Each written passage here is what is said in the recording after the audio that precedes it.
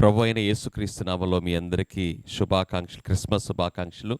2025 సంవత్సరంలో మరి మనము క్రిస్మస్ జరుపుకోవడానికి దేవుడు మనకిచ్చిన ఆయుష్ ఆరోగ్యాన్ని బట్టి మన ప్రభు అయిన యేసుక్రీస్తు నామమునకే సమస్త మహిమ ఘనత ప్రభావమును కలుగునుగాక, చెందునుగాక. ఆమేన్, హల్లెలూయా.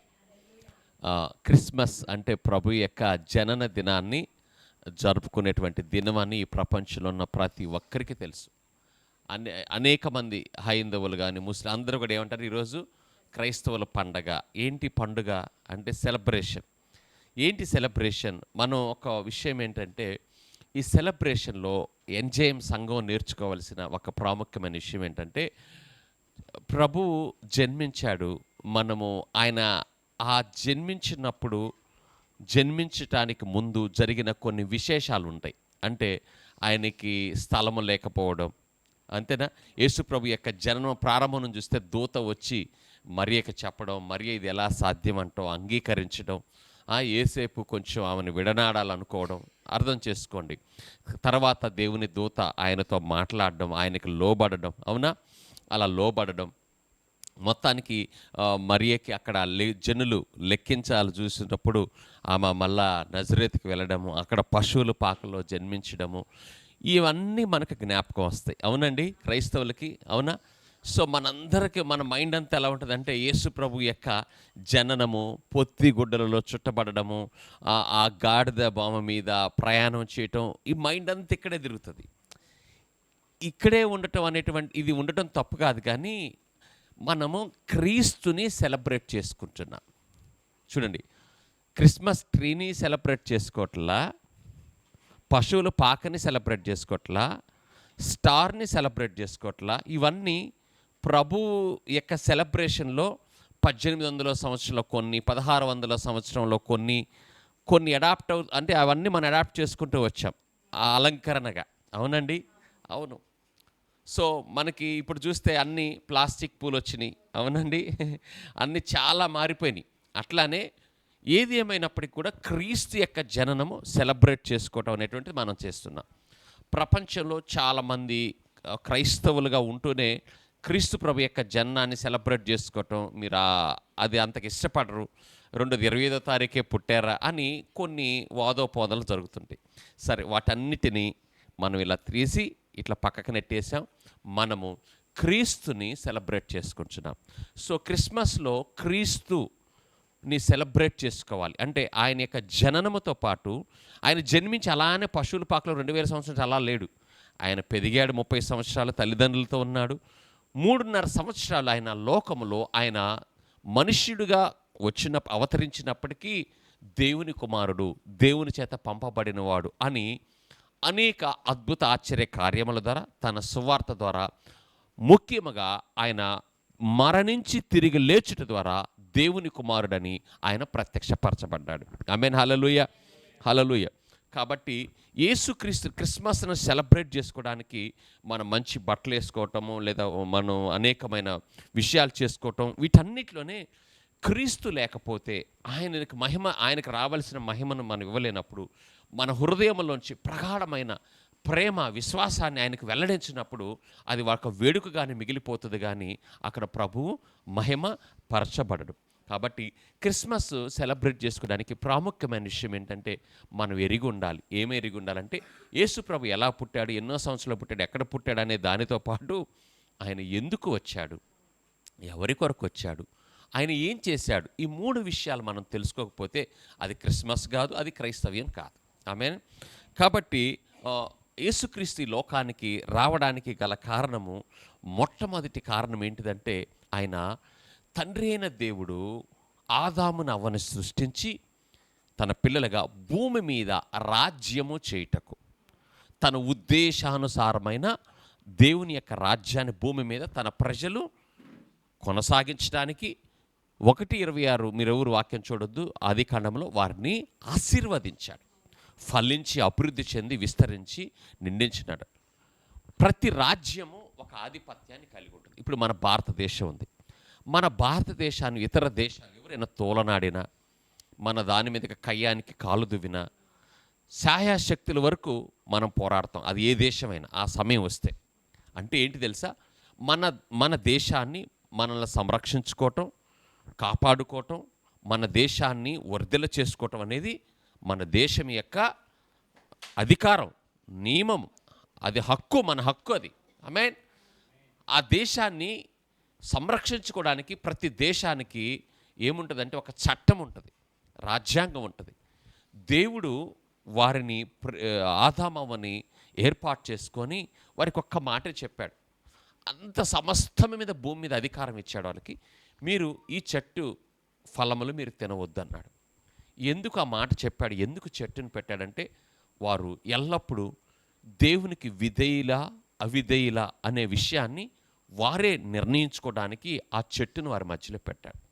వారు అప్పటికే భూమి మీద దేవుని మహిమను, దేవుని జీవమును, దేవుని ప్రత్యక్షతను, దేవుని జ్ఞానమును, దేవుని సమస్తమును కలిగి ఉన్నారు. కానీ అపవాది ఏం చేశాడు తెలుసా? ఇది నిజమా? మీరు ఈ పండు తింటే చనిపోతారా? కాదు, ఈ పండు తిన దినమందు నిశ్చయముగా మీరు దేవతలు గొప్పవారైపోతారని అవ్వతో అబద్ధం చెప్పాడు. అవ్వ అది నమ్మి, కానీ అవ్వలో అప్పటికే అది ఉన్నది. ఏమున్నది? పరిపాలించేటువంటి అభివృద్ధి చెందేటువంటి లోపరుచుకునే అధికారాన్ని దేవుడు ఆల్రెడీ మానవులకు ఇచ్చాడు. కానీ ఆ పండు తిని వారు ఏం చేశారంటే దేవునితో వారి సంబంధాన్ని, సహవాసాన్ని వారు కోల్పోయారు. ఆత్మీయంగా వారు మరణించారు. చూడండి, వారు శారీరకంగా ఉన్నారు, కానీ ఆత్మీయంగా వారు మరణించారు. ఎందుకు మరణించినప్పుడు మన బంధువుల దగ్గర వారు ఎందుకు ఎక్కువగా భీతి, మనం ఎందుకు ఏడుస్తాం, ఎందుకు మనం దిగులు పడతామనంటే మరి ఎప్పుడు వారిని మనం కలుసుకోలేం, చూడలేం. మన మధ్యలో ఉన్న సంబంధాలు, ప్రేమాలు తెగిపోయినాయి కాబట్టి బాధపడతాం. దానిని ఎడబాటు అంటారు, దూరం అవడం అంటారు, సంబంధాలు తెగిపోవడం అంటారు. చూడలేం, స్పర్శించలేం, మాట్లాడలేం కాబట్టి మనం ఏడుస్తాం. అదే అమెరికా వెళ్తున్నారంటే సంతోషిస్తాం, అమెరికా వెళ్తున్నారా మళ్ళీ వస్తారులే పోండి రండి అని. కానీ మన ఆత్మీయులు కోల్పోయినప్పుడు ఏడుస్తాం. ఇప్పుడు అట్లానే ఇక్కడ ఆదామవ్వ సంబంధాన్ని కోల్పోయారు. సృష్టికర్త అయిన దేవునితో సంబంధాన్ని, సహవాసాన్ని, ఆయన మంచితనాన్ని, ఆయన ప్రేమని అనుభవించడానికి కోల్పోయారు. దేవుడు అప్పుడే అనాదిలోనే నిర్ణయం తీసుకున్నాడు, జగత్పునాది వేయబడక మునిపే. రెండోది, ఆదికాండం 3వ అధ్యాయంలో ఏమిటంటే ఆ మోసగించిన సర్పమును శపిస్తాడు ప్రభు. ఏమనంటే అక్కడ నువ్వు మనిషిని యొక్క మడ మీద కొడతావు, నిన్ను మనుషుని యొక్క సంతానం నుంచి వచ్చినటువంటి వాడు నీ తలను చితక దొరుకుతాడని, అపవాది యొక్క అధికారం యొక్క కూలద్రోయటం, దాన్ని తీసుకొని మనుషులకు తిరిగి దాన్ని ఇవ్వడం అనేటువంటిది ముందుగానే దేవుడు ప్రవచించాడు. ఆమేన్, హల్లెలూయా, ప్రకటించాడు. దేవునికి మహిమ కలుగును గాక. సో యేసుక్రీస్తు ప్రభువారు ఈ లోకానికి వచ్చిన మొదటి కారణమే అది ఏమిటి అంటే తిరిగి మనల్ని సమకూర్చుకోవాలి అని. ఎక్కడి నుండి సమకూర్చుకోవాలి? మనల్ని ఎక్కడి నుంచి తీసుకోవాలంటే నశించిన దానిని వెతకి రక్షించటకు క్రీస్తు ఈ లోకానికి వచ్చాడు. చూడండి, ప్రజలు పాత నిబంధనలో చూసినట్లయితే ఇశ్రాయేలీయుల యొక్క ప్రజలు వారు రక్షించబడడానికే వారు గొర్రెపిల్ల రక్తమును తీసుకొని, పశువుల రక్తాన్ని తీసుకొని వారు ఎక్కడికి వెళ్ళాల్సి వచ్చేది తెలుసా అండి? పిల్లలు అటు వెళ్ళండి, వెనక్కి కూర్చోండి. ఎక్కడికి వెళ్ళాలి తెలుసా? వారు ప్రత్యక్ష గుడారం ఎద్దకు వెళ్ళాల్సి వచ్చేది. గుర్తుపెట్టుకోండి, మీరు బాగా అర్థం చేసుకోండి. ఇశ్రాయేలు పాపం చేసిన ప్రతిసారి ఏం చేసేవారు సార్? ధర్మశాస్త్రం అతిక్రమించినప్పుడు పశువుల యొక్క రక్తాన్ని తీసుకొని వారు ఎక్కడికి వెళ్ళేవారు? యాజకుని ఎద్దకు వెళ్ళారు. ఎర్రి వారి పక్షమున, వారి కుటుంబ పక్షమున అక్కడ ఆ పశువుల రక్తాన్ని చిందించి తాత్కాలికంగా వారు ఆ మరణం నుంచి, కీడు నుంచి తప్పించబడేవారు. అంటే పాత నిబంధనలో మనుషులు అవిధేయులైనప్పుడు వారు దేవుని ఎద్దకు పరిగెడుతూ వచ్చారు. లిజన్ క్లియర్ఫుల్ ఏనండి, అవునా? వారు పరిగెడుకుంటూ వచ్చారు, పశ్చాత్తాపంతో రాలేదు. అర్థం చేసుకోండి, వారు ఒక పరిష్కారం కొరకు ప్రభువు ఇచ్చిన ఒక నియమంతో వచ్చారు వాళ్ళు. కానీ క్రొత్త నిబంధన యొక్క ప్రాముఖ్యమైన ఉద్దేశం ఏంటంటే ప్రభువు దగ్గరికి మనం వెళ్ళలేదు, ఆయన మన దగ్గరికి దిగి వచ్చాడు. దేవునికి మహిమ కలుగును గాక. అండర్స్టాండ్ రాని వింటున్నావా? ప్రభు మన యొద్దకు వచ్చాడు. ఎక్కడికి తెలుసా? అనర్హులైన వారి యొద్దకు వచ్చాడు, అర్హత లేని వారికి వచ్చాడు. మన పాప శాపంలో జీవించి నశించిపోతున్న మన యొద్దకి ప్రభు ఎలా వచ్చాడు తెలుసా? ఒకటి, దాసుని స్వరూపము.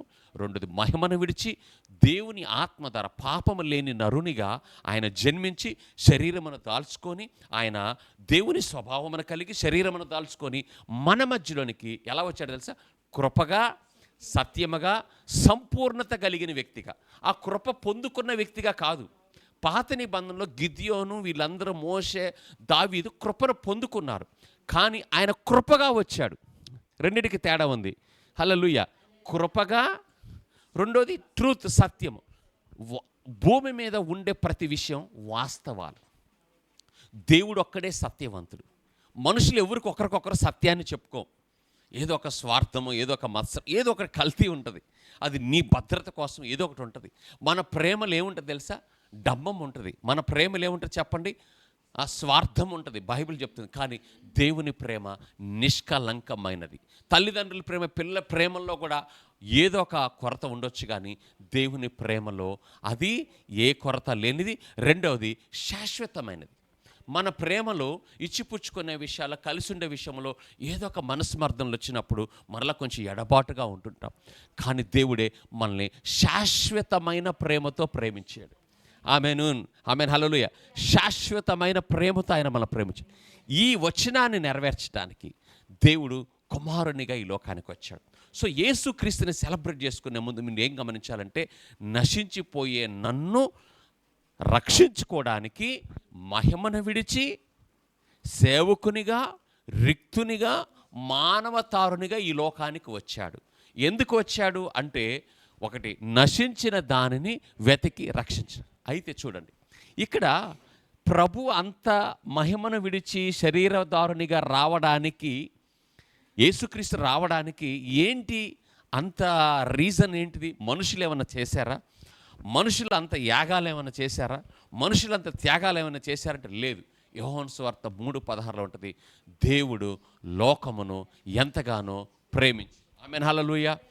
దేవుడు లోకమును ఎంతగానో ప్రేమించును. చెప్పండి, దేవుడు లోకమును ఎంతగానో ప్రేమించును. మనం ఆయనను ప్రేమించలా, మనం ఆయనను పిలవలా, మనం ఆయన ఏర్పరచుకోలా, మనం ఆయన నువ్వు రక్షకుడా రమ్మని చెప్పలా.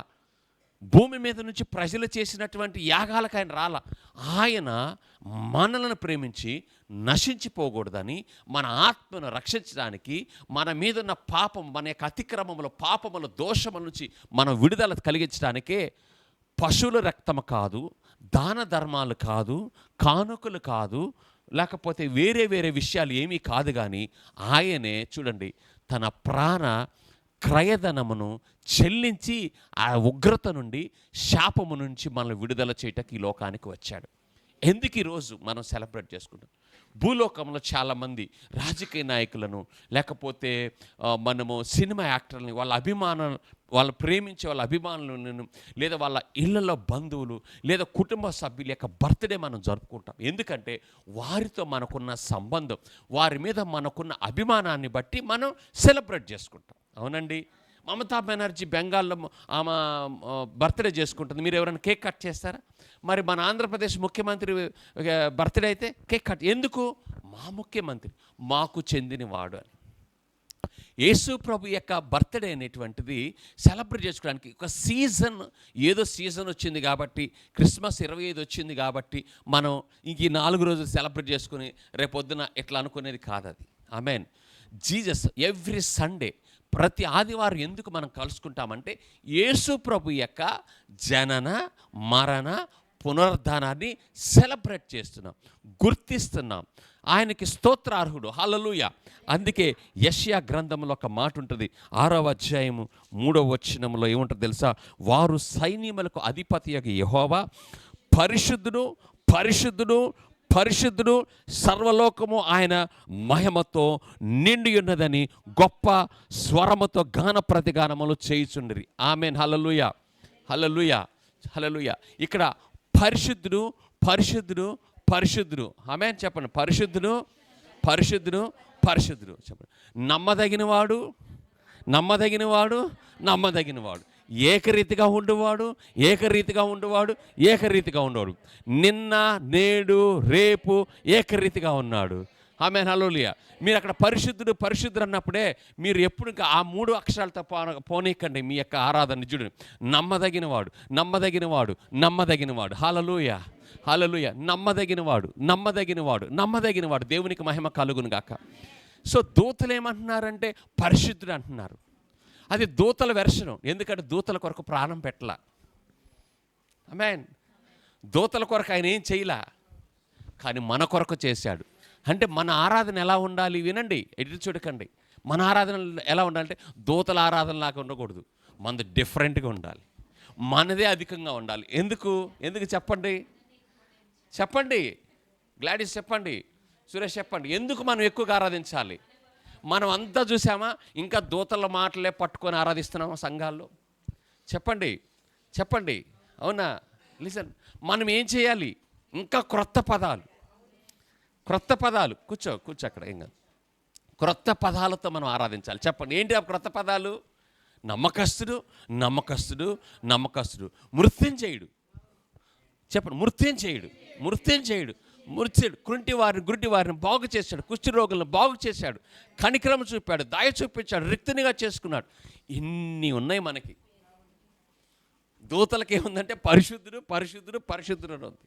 ఇప్పుడు క్రీస్తుని వారు కూడా అలా ఆరాధిస్తారనుకోండి. సో మనకి క్రీస్తుకి ఉన్నటువంటి సంబంధము, సహవాసము ఏంటి, ఆ రిలేషన్, ఆ సంబంధాన్ని నువ్వు ఎరగకుండా క్రిస్మస్ చేసుకొని అయిపోయింది పండగ అంటే, నీకు పంటి పండగ అయిపోయింది, ఒంటి పండగ అయిపోయింది, గోళ్ళకు సున్నం అనే పండగ అయిపోయింది. అది నీ పండగ. చెప్పండి ఏం పండగ అది? అది మన పండగ. పండగ వస్తే పిల్లలకి బట్టలు వస్తాయి, అన్నీ వస్తాయి. ఎప్పుడు తినే భోజనాలైనా పండగ తినే భోజనం వేరు, పెళ్ళిళ్ళలో తినే భోజనాలు వేరు.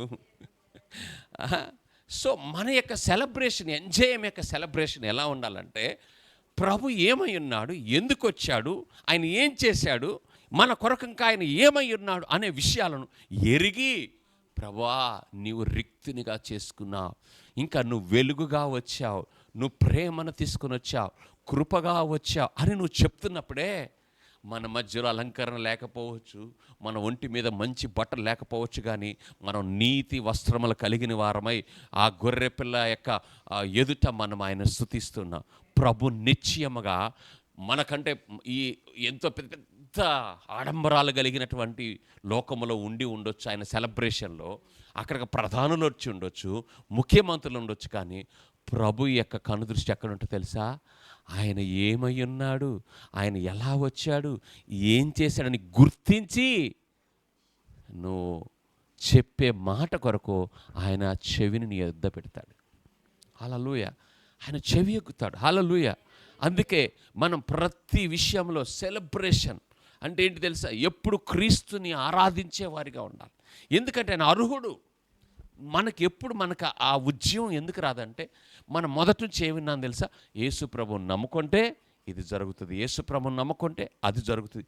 ఇలాంటి బోధన మనం విని మనకు అంటారు, గొంతెమ్మ కొరకలే అంటారు. మా తాతగారు చెప్పాడు, గొంతెమ్మ కొరకలు కోరకరా అంటుంటాడు. అట్లనే మనం ఏం చేస్తామంటే, మన కాడ ఉన్న, మనం తినడానికి ఉన్న, మనకు అవసరానికి ఉన్న, మనము అనేకమైన విషయాలు ఇతరులను చూసి, బంధువులను చూసి, ఇంకా అమితమైన విషయాలలో మనం పెద్ద ఊహలను కలిగి వాటిని ప్రార్థిస్తాం. ప్రభువా వీటిని నాకు దయచేయండి. అవి దొరకనప్పుడే మనం ఏమిదాలి? నిరుత్సాహపడతాం, ఆరాధించలేం. జ్ఞాపకం ఉంచుకొని, వీటన్నిటికంటే శ్రేష్టమైనది ఒక క్రైస్తవుడు తెలుసుకోవాల్సిందంటే, ఈ లోకంలో మనం ఎంత పేరుని, ధనమును కలిగి ఉన్నా, అర్థమవుతుందా? మనం ఏదో ఒక సమయంలో ఈ శరీరమును ఈ లోకంలో విడిచి మన ఆత్మ దేవుని యొద్దకు చేరవలసిన అవసరత ఉన్నది. నిత్యరాజ్యమునకు, ఆ నిత్యరాజ్యమునకు ఆయన మార్గాన్ని తెరిచాడు. పరలోకానికి భూలోకానికి సహవాసం కోల్పోయింది ఆదాము పాపం ద్వారా. యేసుక్రీస్తు వచ్చి మన పక్షముగా, మనందరి పక్షముగా, పరలోకము తండ్రి అయిన దేవుడు మనుషులలో ఏ పరిశుద్ధతను, నీతిని ఆయన కోరుతున్నాడో, ఆయన అడుగుతున్నాడో దానిని మన పక్షముగా తన రక్తమును చిందించి మనల్ని అర్హులుగా చేసి ఉన్నాడు. మనకు మార్గాన్ని తెరిచాడు, తిరిగి సంబంధాన్ని ఇచ్చాడు. హల్లెలూయా. మన దోషములను ఆయన మీద వేసుకున్నాడు, ఆయన నలగగొట్టబడ్డాడు, మన దోషములను తొలగించాడు, మన పాపమును తొలగించాడు, మన శాపమును తొలగించాడు, మన ఆత్మ దీపములను వెలిగించాడు. అంతేకాదు తన ఆత్మని మనకిచ్చి ఉన్నాడు. సో క్రిస్మస్ యొక్క సెలబ్రేషన్లో క్రీస్తుని ఆరాధించడంగా నీ హృదయంలో నుంచి ఆయన ఏమై ఉన్నాడు, నీ కొరకు ఏమి చేశాడు, ఆయన ఇప్పుడు ఏమై ఉన్నాడు నీ పక్షముగా అనే యొక్క తాత్పర్యము, ఆ విషయం నీకు అర్థం కాకుండా నువ్వు చేసేది క్రిస్మస్ కాదు. అది ఆయనకు కాదు, మనం చేసుకుంటున్నాం క్రిస్మస్. ఒంటి పండగ, పంటి పండగ. సో ఈరోజు మన సంఘం ఏం నేర్చుకోవాలంటే, మీరు మౌనంగా ఉండకూడదు. ఒక్క నిమిషమైన రక్షణ భాగ్యాన్ని ఇచ్చాడు. ఒక్క నిమిషమైన ప్రభు ఏమై ఉన్నాడు, ఆయన యొక్క క్రియలు ఏంటిది, ఆయన ఎలా వచ్చాడు అనే ఒక హృదయంతో నువ్వు చేసే ప్రతి మాట, నువ్వు చేసే ప్రతి ప్రార్థన స్తుతి ఆయనకు చెందేదిగా ఉంటుంది. దేవునికి మహిమ కలుగును గాక. హల్లెలూయా, హల్లెలూయా, హల్లెలూయా. కాబట్టి ఆయన 1:14 యోహాను సువార్తలో ఆయన వెలుగై ఉన్నాడు. ఆమేన్. ఆయన ఏమైనాడు చెప్పండి? వెలుగుగా వచ్చాడు. వెలుగు మనకేమిస్తుంది తెలుసా? Direction. The first is the direction అని చెప్పండి. అంటే ఏంటిదండి డైరెక్షన్? ఏంటిది? మనకి మార్గాన్ని చూపిస్తుంది. మనమంట అంధకార సంబంధమైన అధికారంలో ఉన్నామంట. అంటే ఏమనుకుంటున్నా అధికారం అంటే ఈరోజు అందుకే దేవుని వాక్యంలో మీరు క్రీస్తుకు చెందిన వారైతే, మీరు పరలోక సంబంధాలు అయితే పైనున్న వాటిని వెతకండి అంటాడు. ఈరోజు ఇక్కడున్న ప్రతి ఒక్కరేనండి, మనకు అవసరత ఉంది, మన పిల్లలు చదివించుకోవాలి, పెళ్ళిళ్ళు చేసుకోవాలి, ఇల్లు కావాలి, మనకు వనరులు కావాలి. ఇవన్నీ భూమి మీద నువ్వు కష్టపడినా దొరుకుతాయి, నమ్మకంగా పని చేసుకున్నా దొరుకుతాయి, నువ్వు చదువుకున్నా దొరుకుతాయి. అమెరికా వెళ్ళిన వాళ్ళు, విదేశాల్లో ఉన్న వాళ్ళు, ఈ నరసరావుపేటలో ఉన్న వాళ్ళందరూ క్రైస్తవులు కాదు, మంచి మంచి మేడలు కట్టింది. అందరూ కష్టపడి పని చేసుకొని వాళ్ళు ఏం చేసుకున్నారు? సంపాదించుకున్నారు. ఈ లోకంలో సంపాదించడానికి క్రైస్తవ్యానికి సంబంధం లేదు. అర్థమవుతుందండి? నువ్వు కష్టపడవచ్చు, చదువుకోవచ్చు, కానీ క్రైస్తవులు కలిగి ఉన్నది ఏంటంటే నిత్య రక్షణ, ఆత్మ సంబంధమైన బ్లెస్సింగ్, నీతిమంతుడిగా తీర్చబడటం. ఆయన తనను విశ్వసించిన వారిని, తనను నమ్మువారికి కాపాడువాడు, కునుకుడు, నిద్రపడు, ఎన్నో వాగ్దానాలతో కూడుకున్నది. క్రైస్తవుని యొక్క ఆశీర్వాదం భౌతికంగా కనపడేది కాదు. ఆమేన్. భౌతికంగా కూడా కనపడుతుంది. నీ ఆత్మ వర్ధిల్లుచున్న ప్రకారం ఆయన అంటాడు, ద్వితీయోపదేశకాండం, నువ్వు చేస్తున్న నీ చేతి పనులను దీవిస్తానంటాడు.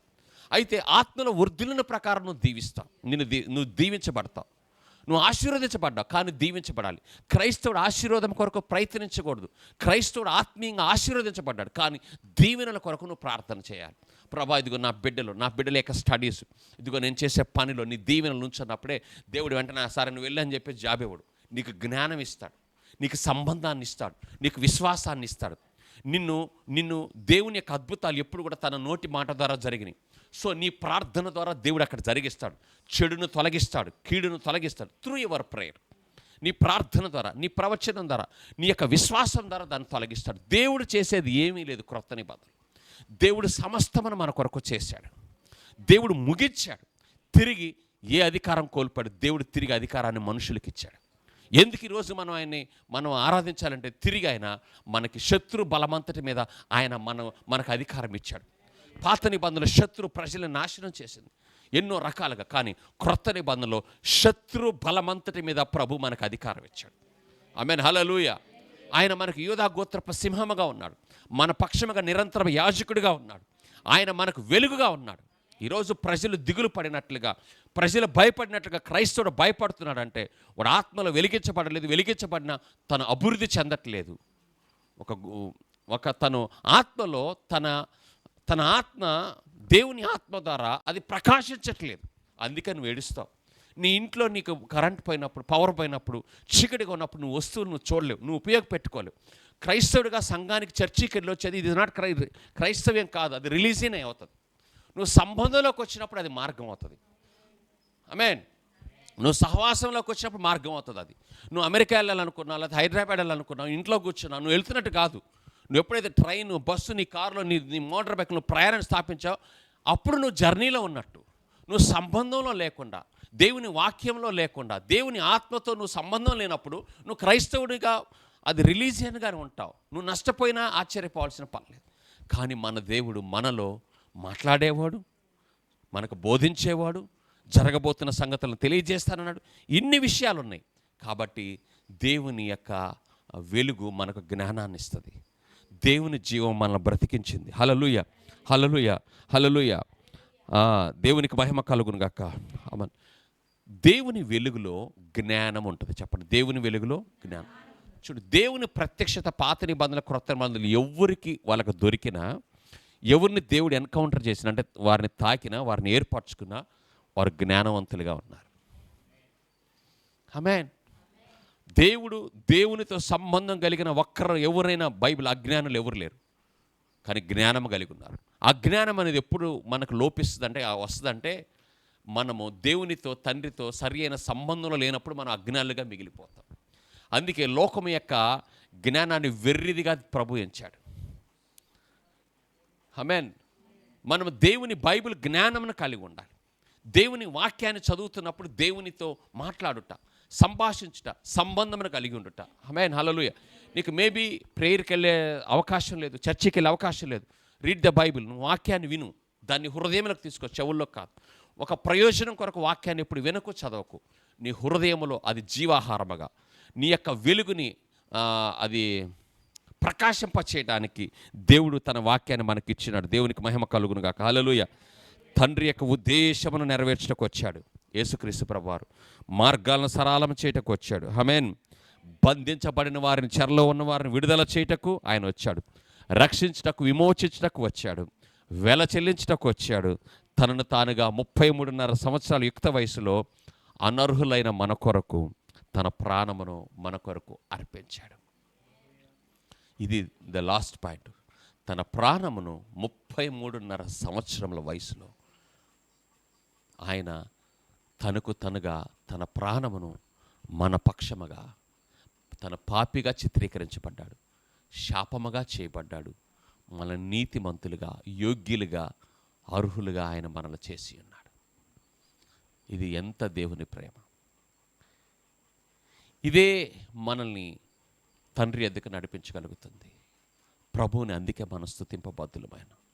ఈరోజు ఆయన క్రిస్మస్, ఆయన పుట్టాడు. ఎందుకు పుట్టాడు? ఏం చేశాడు? నీ జీవితంలో ఆయన నిన్ను దర్శించాడా? ఆయన నిన్ను వెలిగించాడా? హల్లెలూయా. ఆయన నిన్ను ఆత్మలను బ్రతికించబడ్డావా? నువ్వు విడుదల పొందావా?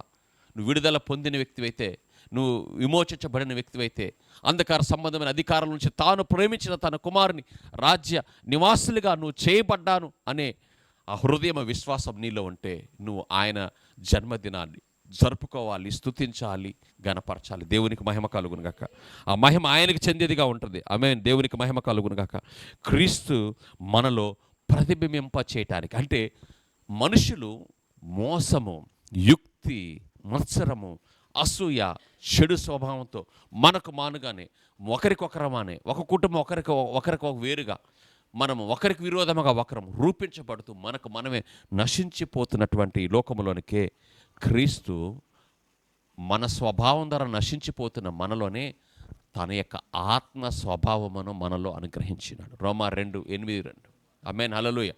మనలో 2 స్వభావాలు ఉన్నాయి. ఒకటి ఆత్మ స్వభావం, శరీర స్వభావం ఎల్లప్పుడూ చెడ్డది, ఎల్లప్పుడూ దేవుని నీతికి లోపడేది కాదు. అందుకే దేవుడే ఈ శరీర స్వభావంతో, ఈ మనసుతో ఇలానే మనం కృషించి చనిపోయి, ఇలానే కక్షలతో, కార్పణ్యలతో చనిపోకుండా తన యొక్క ప్రేమ కలిగిన, క్షమించేటువంటి, దయ చూపించే, కనికరము చూపించేటువంటి ఆయన యొక్క జీవమును మనకు అనుగ్రహించినాడు. మన ఆత్మ దీపాలను వెలిగించాడు. మన ఆత్మ యొక్క దృష్టి మారిపోయింది. సో నీ శరీరముగా దృష్టికి చూసినప్పుడు అన్ని పరిస్థితులకు అనుకూలంగా ఉండవు. కానీ నువ్వు ఆత్మ నేత్రంతో చూడగలిగినప్పుడు, ఆత్మ జ్ఞానంతో చూడగలిగినప్పుడు, నీ యొక్క హృదయము ప్రకాశింపజేసినప్పుడు, అగమ్య గోచరముగా పరిష్కారం లేని సమస్యల్లో ఆయన వెలుగు నీకు పరిష్కారాన్ని చూపిస్తుంది. దేవుని వెలుగు. హల్లెలూయా. ఆయన వాక్యము మన వెలుగు. అందుకే మన వాక్యాన్ని వినాలి, వాక్యాన్ని చదవాలి, వాక్యాన్ని మాట్లాడాలి. మీరు కదిలితే మెదిలితే ప్రార్థన చేయడం మంచిదే, కానీ నీ ప్రతి ప్రార్థనలో ఆయన నీతో చెప్పిన నిబంధన, ఆయన నీకు ఇచ్చిన మాటని నువ్వు అక్కడ మాట్లాడినప్పుడు నిశ్చయముగా అక్కడ వెలుగు కలుగుతుంది. ఎందుకంటే అది నీ శక్తి కాదు, దేవుని మాటకున్న శక్తి. దేవుని మాటకు జీవింపజేసే శక్తి ఉన్నది. మోడుబారిన జీవితాలను చిగురింపజేయగలిగిన శక్తి ఆయన వాక్యానికి ఉన్నది. సమకూర్చే శక్తి ఆయన వాక్యానికి ఉన్నది. దేవునికి మహిమ కలుగును గాక. హల్లెలూయా. కుమారుడు దూరముగా ఉండగానే ప్రభు చెప్పాడు, తండ్రి వెళ్ళి మెడ మీద పడి ముద్దాడి తన కుమారుని, తప్పిపోయిన కుమారుని తీసుకొచ్చుకున్నాడు ఇంటికి. హల్లెలూయా. తీసుకొచ్చుకొని ఏం చేశాడంటే, తనకి మంచి వస్త్రములను, చెప్పులను తొడిగి, ఆమేన్, తనకు ఉంగరమును తొడిగి, విందు చేసి, తిరిగి యథాస్థితిలో తన వారసునిగానే, కుమారునిగానే ఆయన చేర్చుకున్నాడు. ప్రభు చెప్పాడు, ప్రభువు సుంకరులతో, పాపులతో కలిసి బోధిస్తాడు. శాస్త్రుల పరిచయలకు నచ్చలేదు. కానీ ప్రభు చెప్పాడు. ఏమి చెప్పాడు తెలుసా? తప్పిపోయిన కుమారుని గురించి, తప్పిపోయిన నాణెమును గురించి, తప్పిపోయిన గొర్రెను గురించి. జ్ఞాపకం ఉంచుకోండి. క్రిస్మస్లో ఈరోజు మనం ఈ మాట చెప్పుకొని ముగించుకుందాం. 100 గొర్రెలు, 100 గొర్రెలు ఉన్నాయి ఒక యజమానుడికి. ఒక్క గొర్రె తప్పిపోయింది. ఏదో తప్పిపోయి వెళ్ళిపోయింది. తప్పిపోయి వెళ్ళిపోయినప్పుడు యజమానుడు ఏం చేశాడు తెలుసా? 99 గొర్రెల విలువ ఎక్కువ, ఒక గొర్రె విలువ ఎక్కువ అండి? వేటిని విడిచిపెట్టాడంటే యజమానుడు 99 గొర్రెలను విడిచి 99 పరిశుద్ధులను విడిచిపెట్టి ఎక్కడికి వెళ్ళాడు తెలుసా? ఎక్కడో పొదల్లో, అడవుల్లో, ఎక్కడ అరణ్యములు ఎక్కడ చిక్కుకుందో అక్కడికి వెళ్ళి దానిని ఏమన్నాడు తెలుసా? అక్కడ కనుగొని. చెప్పండి, కనుగొని. కానీ అంటే నన్ను దేవుడు కనుగొని నన్ను నశించిపోయిగా, నన్ను ఒంటరిగా ఉన్న నన్ను రక్షించుటకు తన కుమారుని పంపించాడు. ఆ ఒక్క గొర్రెని కనుగొన్నాడు. కనుగొన్న తర్వాత ఏం చేశాడు? చేతిలో ఒగ్గికర్ర ఉంటుంది, అది తీసుకొని ఫేట్ నడుముకు ఒకటి, పిర్లకు ఒకటి వేసాడా, కొట్టాడు. ఏమన్నాడు? ఏం చేశాడు? అయ్యో నాకు దొరికింది, ఇది ఏకసింహాలకి ఎలుగుబండ్లకి దొరకలేదు అని దాన్ని ఉదుటుగా ఒక గట్టిగా 4 కాళ్ళు ఇలా పట్టుకొని దాన్ని ఎత్తుకునేది మీకు తెలిసి ఉంటుందా? 4 కాళ్ళు పట్టుకొని ఎక్కడెక్కించుకున్నాడు చెప్పండి? అదే భుజముల మీద ఎత్తుకొని తీసుకొచ్చుకున్నాడు. వచ్చేటప్పుడు ఏమైనా మీటింగ్ చెప్పాడు దానికి? బుద్ధి లేని గొర్రె అని చెప్పాడా? ఏమి చెప్పలే. దాన్ని తీసుకొచ్చుకొని సంతోషంతో తీసుకొచ్చుకున్నాడు. హల్లెలూయా. తప్పిపోయిన కుమారుని విషయంలో తండ్రి అన్నాడు, ఈ నా కుమారుడు చనిపోయి తిరిగి బ్రతికాడు, అందుకే తప్పిపోయి మరలా నాకు దొరికాడు, అందుకే నేను సెలబ్రేషన్ మీనింగ్ అదే. మనం చాలా సెలబ్రేషన్ చేసుకుంటాం. ఈ రోజుల్లో సెలబ్రేషన్ అంటే డెకరేషను, ఫోటోలు, ఫుడ్ మీదకి వెళ్ళిపోయింది. కానీ అక్కడ కాన్సెప్ట్ పోతుంది.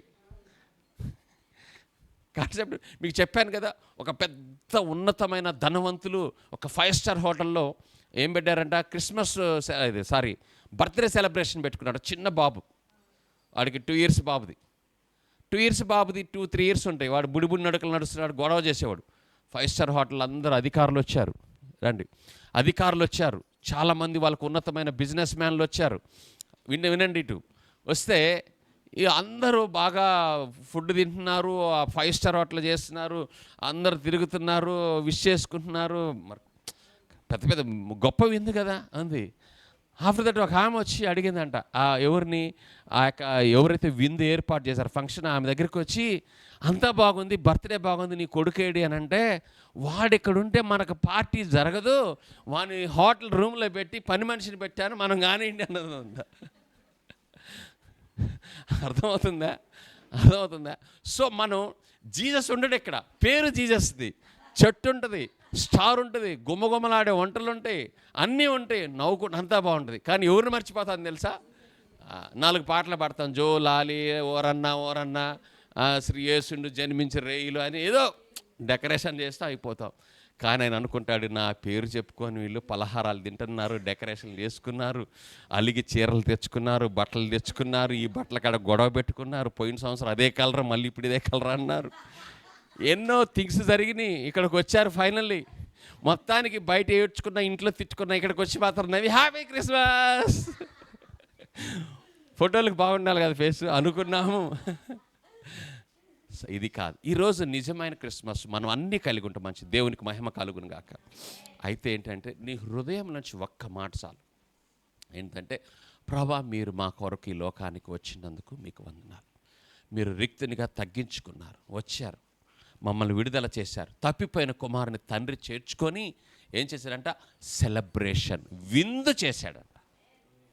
హల్లెలూయా. విందు చేశాడంట. ఆ తప్పిపోయిన గొర్రె తీసుకొచ్చుకొని బహుగా సంతోషించాడంట, తన భుజంలో దక్కించుకొని. ప్రభు అదే చేసింది. మనం తప్పిపోయాం, ఆదాము తప్పిపోయాడు.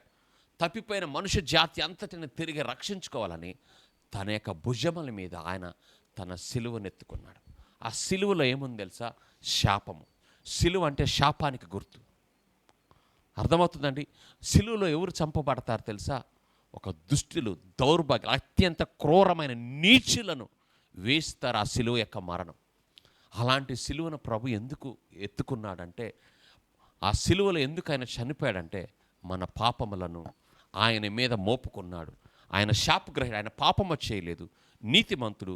ఆయన మీద దోషారోపణ చేశారు కానీ ఏ దోషమును ఆయన మీద రుజువు చేయలేకపోయారు.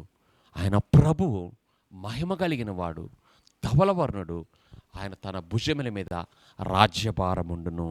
ఆశ్చర్యకరుడు, ఆలోచనకర్త, బలవంతుడకు నిత్యుడకు తండ్రి, సమాధానకర్త అయిన అధిపతి అయిన ఆయనకి పేరు పెట్టబడెను.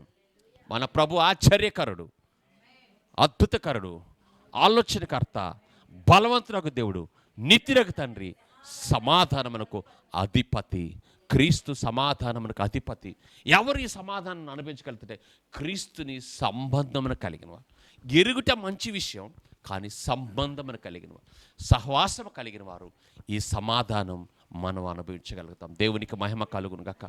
ఈ క్రిస్మస్ దినాన మనం ఏమని ఆయనను స్తుతించాలి అని అంటే, ప్రభువు ఈ లోకానికి ఎలా వచ్చాడు? రిక్తునిగా వచ్చాడు, దాసునిగా వచ్చాడు, మహిమను విడిచి వచ్చాడు, ప్రేమగా వచ్చాడు, కృపగా వచ్చాడు, క్షమాపణగా వచ్చాడు, దేవుని ప్రేమను వెల్లడి చేయడానికి వచ్చాడు, విమోచకుడుగా వచ్చాడు, బంధించబడిన వారు చెరలో ఉన్నారు విడుదల కలిగింది, హితవస్త్రమును ప్రకటించడానికి వచ్చాడు. ఆయన యోధా గోత్రపు సింహంగా వచ్చాడు, మరణపు ముళ్ళను విరుటకు వచ్చాడు, అపవాది యొక్క అధికారాన్ని కూల్చివేయటకు వచ్చాడు. ఇవన్నీ నా పక్షమున మన కొరకు, ఈ దేశం కొరకు, ఈ ప్రపంచం కొరకు చేసి ముగించాడు. కాబట్టి ఆయన జన్మదినను, అయ్యో ఇలాంటి గొప్ప వ్యక్తి నా కొరకు పుట్టుట నాకెంతో భాగ్యమని ఆయన జన్మదినమును మనం జరుపుకుంటున్నాం. హల్లెలూయా. ఇదే హల్లెలూయా. దేవునికి మహిమ కలుగును గాక. హల్లెలూయా. దేవునికి మహిమ కలుగును గాక. నా ప్రియమైన దేవుని బిడ్డలారా, ఈరోజు ఈ క్రిస్మస్లో మనం అందరం పాల్గొనటం, ముఖ్యంగా ఆరోగ్యంతో, ఆయుష్తో మనం అందరం ఆయన స్తుతించడం గొప్ప విషయం. అయితే ఇక్కడ ఒకటి, ఆయన వెలుగుగా వచ్చాడు. రెండవది ప్రేమగా వచ్చాడు. 3:16 యోహానులో దేవుడు లోకమును ఎంతో ప్రేమించాను. మూడవది ఆయన రాజ్యమును తీసుకొని వచ్చాడు. చివరి మాట రాజ్యము. ఈ లోకంలో మనకు ప్రభుత్వాలు, అధికారులు ఎలా కనిపిస్తున్నారో క్రైస్తవులు ఈ ఒక్క విషయాన్ని ఎరగాలి. ఏంటంటే, విశ్వాసులైన వారు ఈ భూమి మీద కనబడని దేవుని యొక్క రాజ్యం ఉన్నది. ఆ రాజ్యము శక్తివంతమైనది. ఆ రాజ్య పరిపాలకుడు క్రీస్తు. ఆ రాజ్యము నీతి, సమాధానము, పరిశుద్ధాత్మందల ఆనందమునై ఉన్నది. నువ్వు జ్ఞాపకం ఉంచుకొని, ఎప్పుడైతే ప్రభువును నమ్మి బాప్తిసం తీసుకున్నావో నువ్వు దేవుని రాజ్యానికి సంబంధించిన వాడివి. నీ రాజు క్రీస్తు. హల్లెలూయా. నీ యొక్క రాజ్య యొక్క చట్టము దేవుని యొక్క పరిశుద్ధ గ్రంథం. అందుకే నా ప్రియమైన దేవుని బిడ్డలారా, దేవుడు 2025వ సంవత్సరం కూడా మనం ఇలా క్రిస్మస్ జరుపుకోవడానికి, ఆయనను స్తుతించి ఆరాధించడానికి దేవుడు మనకిచ్చిన శ్రేష్టమైనటువంటి ఈ యొక్క ఆయన ప్రేమ, ఆయన కృప, ఆయన రాజ్యము, ఆయన శక్తి, ఆయన మన కొరకు ఇచ్చిన విమోచనను బట్టి యేసు ప్రభు యొక్క జన్మను మనం జరుపుకోవడానికి మనం అదృష్టవంతులము, భాగ్యవంతులము. హల్లెలూయా. ఏలియాకి లేదు, ఎలీషాకి లేదు, ఎవరికి లేదు. మనకున్నది ఆయనని భూమి మీద స్తుతించడానికి, ఘనపరచడానికి. హల్లెలూయా. దేవుడు ఈ యొక్క క్రిస్మస్ యొక్క వెలుగు, క్రిస్మస్ యొక్క జీవము, క్రిస్మస్ యొక్క సంతోషము, క్రిస్మస్ యొక్క సమాధానము ఈ యొక్క గంట వరకే కాదు, అది ఎల్లప్పుడూ మన గృహములో మనం అనుభవించటకు ఆయన ప్రేమతో, కృపతో నింపబడిన వారిమిగా, ఆయన మన పరిపాలకుడిగా, ఆయన మనకు ఆశ్చర్యకరుడిగా, ఆలోచనకర్తగా, బలవంతుడిగా, నిత్యుడిగా, తండ్రిగా, మనకు కాపరిగా, కునుకొని నిద్రపోని ప్రభువుగా తన ఆత్మ ద్వారా మనతో ఉండి నడిపించునుగాక. దేవుడి మాటలు దీవించును గాక. ప్రార్థన చేసుకుందాం. Thank you Jesus. Hallelujah, hallelujah. Thank you Jesus.